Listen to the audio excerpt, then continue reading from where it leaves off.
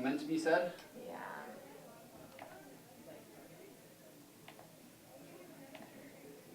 All right, go for So it. it says a 91 kilogram fullback is running at 3.5 meters per second to the east and is stopped in 0.85 seconds by a head-on tackle by a tackler running due west. Calculate the original momentum of the fullback.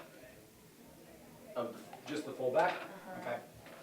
So this will be our fullback here. Hopefully this marker is okay. He's running east, so I've been going out to the right. I don't like this marker.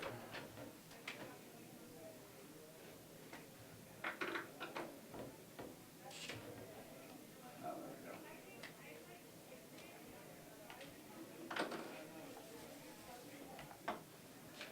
go. Okay, so here is our fullback running due east.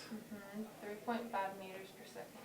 He has a velocity of 3.5 meters per second and a mass of 91 kilograms. 91 kilograms. So both of those are in the units that we like to see, kilograms and meters per second. We know that momentum, which we denote with a P, is equal to mass times velocity. So you just multiply the two together. So part A is pretty simple. Okay. I'm sure there's follow-up questions, right? Yeah, the So yeah, second for one part is A, just 2. 91 times 3.5. Okay.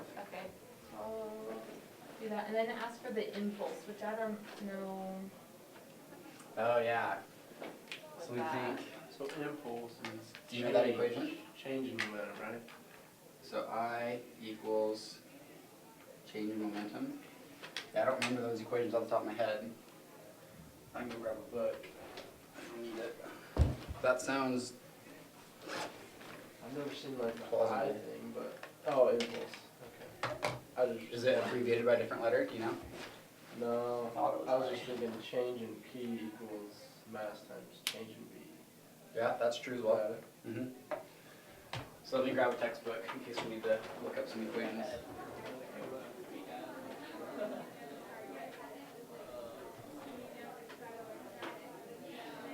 Okay, and the units for that, is it, Oh yeah, that was killing me last so night. it's kilograms per meters per second. Yeah, so I guess it's kilograms times meter per second. Kilograms times meter per second. Kilograms times meters per second. Does that work? Yeah. I like was I spent like forever trying to figure that out last night. Yeah. So did you get through all of this problem? Yep, I did. Oh. This is chapter 7, right? I probably Yes. didn't understand it.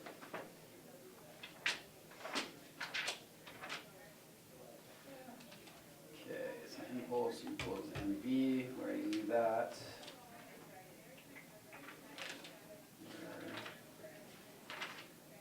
Talk about impulse.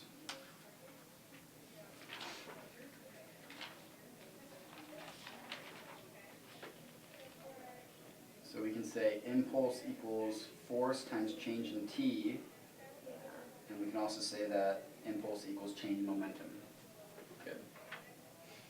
So yeah, it looks like maybe they don't use I, they like write out the whole word, impulse. Oh yeah, force times change in T, that's right. Yeah, so we can use, oops, not change in M, change in momentum, which is also equal to change in, or no, not change in force, just force times change in time. And so the change in time is the 0.85 seconds. Uh-huh. So, and then we know that, I think Mitch just mentioned this, change in momentum we can express as mass times change in velocity. So we've got a couple options. We could go through, we could do free body diagram and try to figure out a force and then multiply that force by the time that it tells us the impact lasted for. Or we could say, well, we know originally the fullback is going at 3.5 meters per second, but then he comes to a stop, right? And so if we know that his original speed was 3.5 meters per second and his final speed was 0 meters per second, then that gives us enough information to find change in velocity. So we just do final minus initial, which is 3.5. and then we can times that by his mass. So it's the same thing. Yeah, so, well, yeah, technically it would have a negative sign, it looks like. Because it's going the opposite. So it's Right. negative 320 kilograms times meters per second. Okay, so then ask for the impulse exerted on the tackler. And we don't know anything about the tackler. Yeah, I would imagine that it would have to be the same because of conservation of momentum. But let me think about that for a second. You're right. Okay, so explain that, why it's the same. Yeah, I'm trying to, I mean, it seems right to say that it's the same, but I'm trying to think of the logic behind it.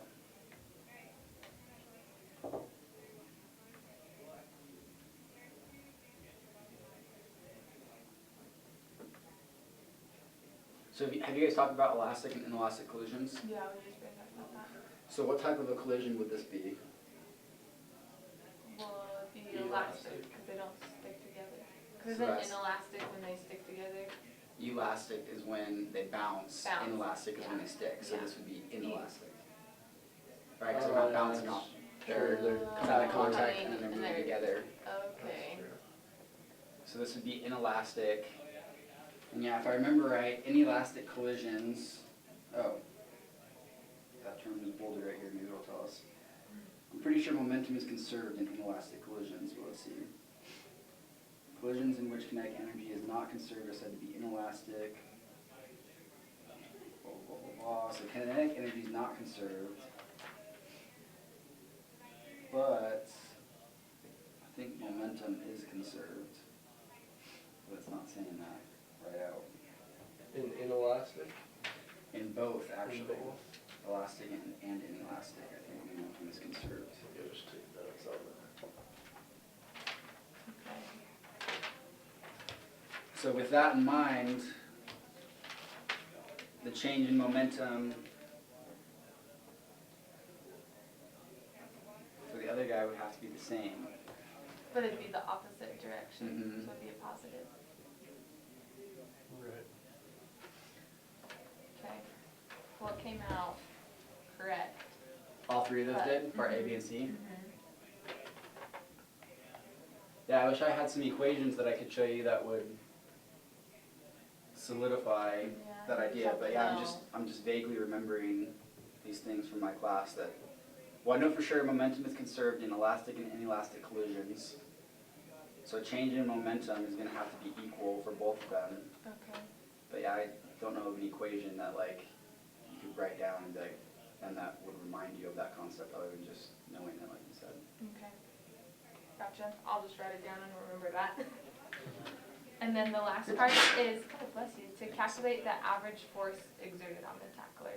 Okay, so we might want to go to this guy then. So we already found out that impulse for our fullback equaled what? Oh, does it want the force on the tackler or the force The on the? force on the tackler. Okay, so what was the impulse On the tackler on the tackler? was 320. So we can say impulse equals force times change in time. So we already know that impulse is 320. And the units on that is kilograms, meters per second, which is weird. And as far as I know, they don't even have like a shorthand name for that, right? Yeah. Which they should come up with one. So we know that the impulse is going to equal our force times our change in time, which they gave us as The 0.85 seconds. 0.85 seconds. So we just divide it and Yep. get your force. Yeah, so if we divide it, then we're gonna end up with units of kilograms per meter per second squared, AKA a Newton. So that makes sense because force is in units of newtons. So here there's 376.47 newtons. 376.47 yeah. But it wants it in 2 sig fig, so 380. newtons. Got it. Yeah, so this string of equations proved to be really helpful on that one. If we remember that there's multiple ways that we can express impulse, we can say it's the change in momentum, or we can say it's the mass times the change in velocity, or we can say it's force times change in time. So in that case, we used all three of those ideas. Yeah. So those are just going to be things I'll have to memorize. Yep. Okay. So yeah, and you don't, at least in my class, we didn't end up using those the whole time. That's why I don't have them ingrained in my brain anymore. So I always have to look up impulse equations. Okay. Thank you. Yep. That makes sense? Any Yes, questions there? That does. Thank you.